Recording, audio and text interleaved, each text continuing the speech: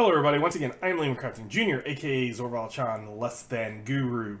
So today's video is going to be about thoughts and discussions on asymmetrical versus symmetrical game mechanics. Mars is down here, but he's upset because I've called him into my lap a few times, and I've been having fuzzy video stuff going on, so I've restarted this. Luckily, it's not one of those where I've spent hours talking. So hopefully he'll come and show himself. But having said that, the focus of today's video, thoughts and discussions, asymmetrical versus symmetrical game design philosophy, why people like it, certain ones, one or the other, why they hate it, why they don't care, why don't they even think about it. So first, let's get the terms down. Asymmetrical versus symmetrical.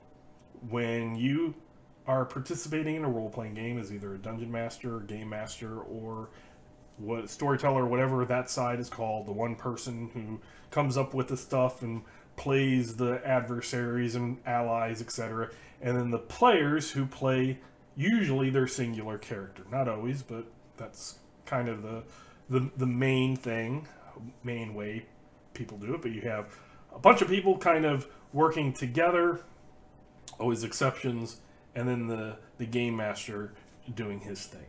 So a symmetrical system means that the mechanics for the monsters, the threats, the villains, the allies, etc. are exactly the same as what is available to the players to make their characters. Games that tend towards this side are almost all Palladium system games. The very first Palladium first edition game had small stat blocks. It was not symmetrical. But later on, and then most of the stuff now, if you take a look at something like this for second edition Palladium role-playing game, which is a fantasy game, and you look at somebody like this, and they have the stat blocks will say what they are. They will say something like 14th level knight. So this character is a 14th level knight. You could make this character, if you were a PC player going the exact same way, you could end up with that.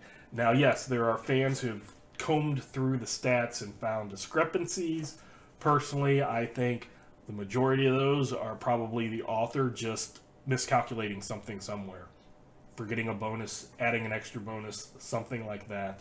I don't think it's necessarily intentional, but for all intents and purposes, NPCs in Palladium games, except for the very, very beginning of the first edition book and some of the supplements there, they are symmetrical. D&D 3rd, 3.x, Pathfinder 1st edition, those tend to be symmetrical systems as well, where Game Master, when creating an opponent, would choose the same spells as the players would, have the same list available, would make it at X level this, 15th level clerical, and then put a Mind Flayer template on it, that type of thing.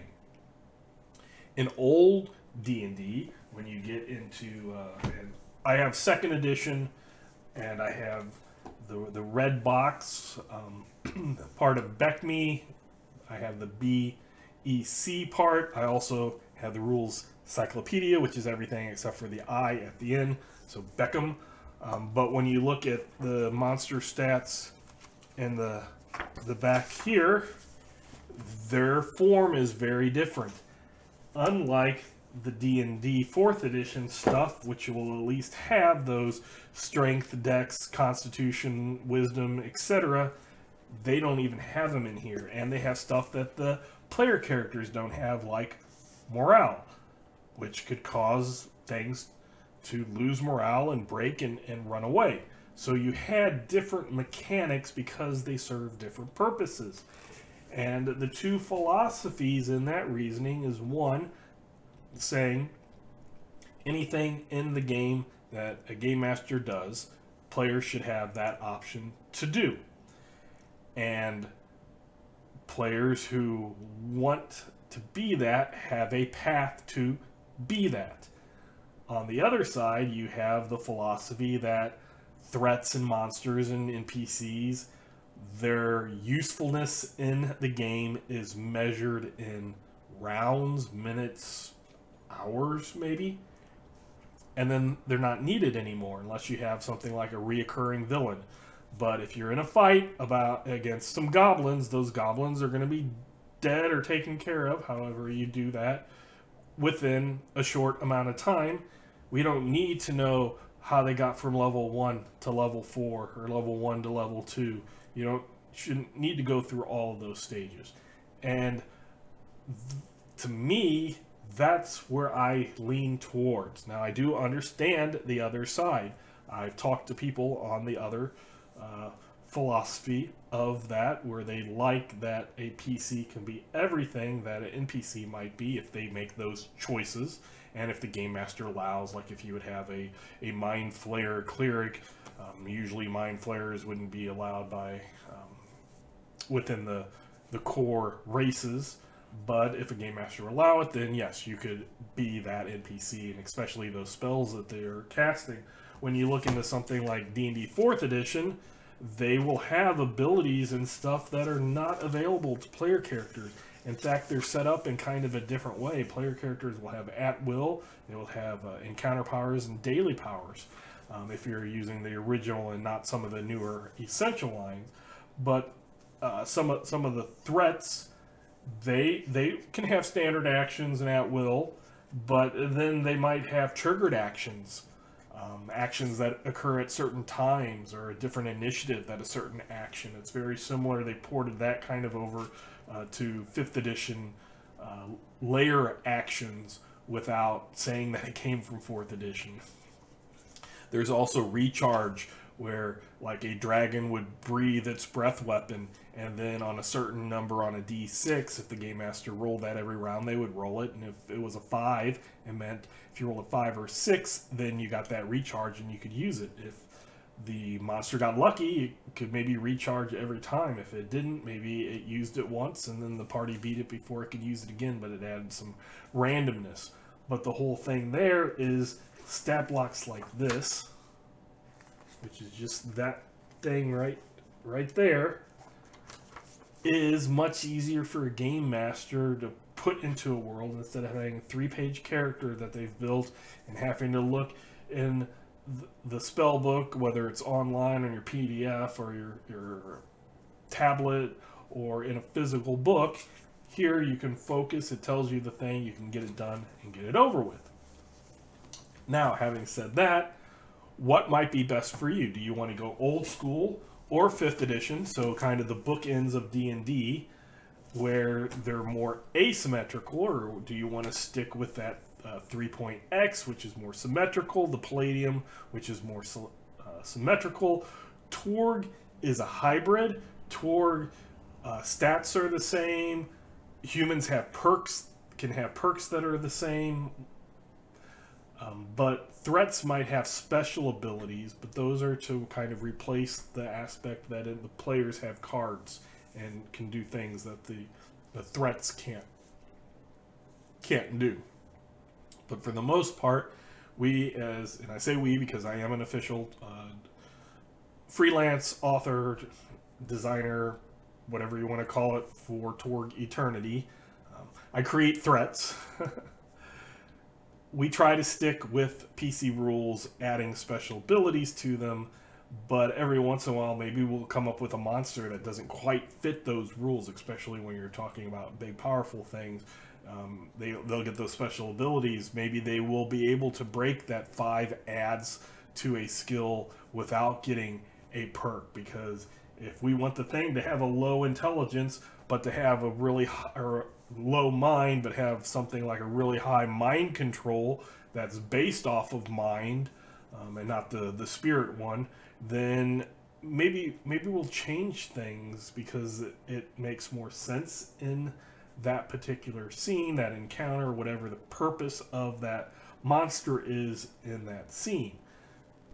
Having said that, I completely do understand that there are game masters out there who will just make stuff out of nowhere, and to the detriment and to the antagonistic being antagonistic to the players, and I don't agree with that.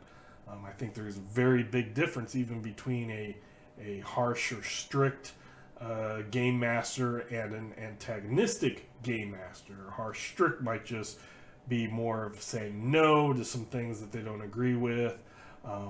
They might be a stickler for certain rules, not seeing certain things as fun that other people see as fun, etc. But there are those antagonistic game masters who are out to mess with the player characters. And if you have a game master like that, then I can definitely see where you like those symmetrical systems where there's not some, you don't have to worry in those cases about the game master pulling something out of their butt just to mess with the player. So I do get that side, but my tendency is to like the other side. And the example of this is my Palladium Nintir Veil, using the core rules of Palladium First Edition.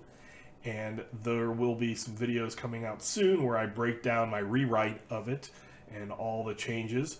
At the beginning, I was very hopeful that with the core book and a couple of pages of supplements, more of clarifications of rules, that I would be able to successfully do a Palladium First Edition. I successfully did one in the past, why not now? And then after deep diving into it, I realized there's a lot of ambiguity, mutually exclusive rules that I completely ignored or didn't understand, and then probably ignored or just made my own ruling and then forgot that that was a ruling and thought that it was a rule, but it was so long ago that I don't quite remember reasoning of that. But the more I got into it, the more I realized that I needed to solidify it. But having said that, Palladium is a symmetrical game system. And I really like asymmetrical mechanics when it comes to game mastering. I don't have a lot of time to build up a character using the player characters rules. When my players level, they will get with me, usually on Discord or through emails, and go over every step. And it will take time. And as a game master, if I have, even if I'm making clones of, say, goblins, I don't want to spend that time just making a goblin. If I can take a cool goblin from somewhere else and put it into the Palladium system, then that's what I will do, and that's what I have done. If you look at my videos here on my playthroughs through my Palladium campaign, the original part was based off of the Arms of Nargashtar, which was the very first Palladium First Edition adventure, and they had very simple stat blocks. They were more based off of players, but it excluded a lot of things like skills that aren't really needed when you're just fighting a goblin. But it would list them as like a second level mercenary fighter or something and give an equivalent, you know, hit points, armor rating for the armor that they were wearing, the SDC, that was all the same. It just cut a lot of that filler material out. And when I say filler material, it's filler for NPC threats that are just going to be in a battle, not filler for characters who are using those skills and stuff and doing things with them. And that's kind of where my distinction is. Is this ever going to be used? Do I really need to know that this goblin knows cooking at 45%? If it's never going to come into play. This book would say yes. I say no. So, having done that, I played through that using those rules, and then after that, their next hook was in a D&D 4th edition conversion, the Cairn of the Winter King. And at the beginning, I was using Palladium rules. I was using the Foundry system that I had built up, and you can see how I did that here, the GRPGA system that I use in Foundry, and how I built up the framework. And that's what I did. I would, okay, this is, I need a human mercenary fighter, 4th level. So, okay, human, drag and drop. Okay, mercenary fighter, drag and drop. Here's all the skills I get, drag and drop. You know, here, let me roll some hit points, etc. And it just took a long, long time. So, partway through that, I decided to grab some D&D 4th edition monsters and just even like people and put them right into it and not have it be symmetrical. So I use their stats and convert on the fly. And I've told you, I've said at least on this channel, if you are one of the people who have watched a lot of my videos, it's a you. If it's a person who, if you are one of the ones who's new to the channel, thank you very much for watching, and this you does not apply to you. But I'll look at a stat block like this, and I'll see strength. Strength, I convert it over to Palladium physical strength. Dex becomes physical prowess. Wisdom becomes mental endurance. Constitution becomes physical endurance. Intelligence quotient. Charisma becomes mental affinity. What I do for physical beauty, kind of look at the thing and go, okay, that's about what it is. But that's kind of what I do. And then I will use bonuses based off of the Palladium chart, not the D&D bonuses. But when it comes to something like this thing here, over here has a attack. It's a javelin, attack range 10. So 10 is times 5, so 50 feet. And then it says it's versus a reflex or something, and a hit does lightning damage. Well, there's no reflex, so I basically have them, if you want to dodge, you can try to dodge and have that be in place of the reflex, and then hit 9 lightning. Well, Palladium doesn't have those hard numbers like a lot of D&D 4th edition did. So 9, I might give it a d6 plus 3. Very latest one that hasn't been posted that we ran, I took some spiders from here and I changed things. At the beginning, I gave them bloodied. Bloodied in 4th edition, you'd have hit points, and half of your hit points was bloodied, and normally you were then hurt more. You had kind of a negative the thing, although certain things could only be activated when you were bloody. That might give you a benefit or something like that, but it was kind of a condition, or a lot of times things, if you were attacking somebody bloodied, then it was, you know, they are hurt, so it's easier to attack them, etc. But it was half hit points. So Palladium first edition is not as heroic high hit point numbers as D&D 4th edition was. It was more comparable with this edition. So I just looked at the bloodied and gave them that hit points. And sometimes I'd look at it and realize this is the only thing that they're fighting. So maybe I'll give them the threat of the full hit points, depending. And it worked so well in the Karn of the Winter King when I was coming up with my own adventure. I did the same thing with spiders. And instead of that 5 damage, I made it a d4 because I didn't necessarily want new characters to die in 3 rounds, but I still wanted it to be deadly. That's a thing that I really look at. One of my purposes in my game is to make it deadly. I'm not out to kill player characters. I am out to make players realize this is not a D&D 4th edition, 5th edition, 3rd edition where you go to 0, bounce back up, 0, bounce back up, etc. This is a deadly world, and your character has a good chance of dying or getting permanent injuries from near-death experiences. So I just modify things, and a couple of players have remarked, oh, that's kind of like layer actions, or that's kind of like that. And yeah, they are kind of like that, but nobody's complained. It's brought neatness into the game. And my reasoning, my in-game reasoning, is the world that we were in, or the section of the world that we were in, is built. It was like an area that was on the frontiers of an empire, the Nearath Empire, and they retreated, kind of like, say, Rome retreated when they were losing power and were overran, and they're kind of rebuilding themselves from being overran. So there's not like a certain systematic thing of all wizards learn spells the exact same way, and all of this does this the exact same way. And it's like player characters from this town will learn to be a wizard the same way because there's one teacher out there, and that's the way that they learn. But stuff outside of that might learn things differently, and that's where you get those differences. And even if there is a magic user, say a wizard NPC, that is doing things differently, and I have them have a spell book that the player character can get, their understanding of magic is more art than science or math, and they will figure out certain things, and maybe they'll come up, they'll take a fireball from here, and it will become a palladium fireball, and it will be different, but it is explained because that's how that person applied it, and the way you apply it is something different.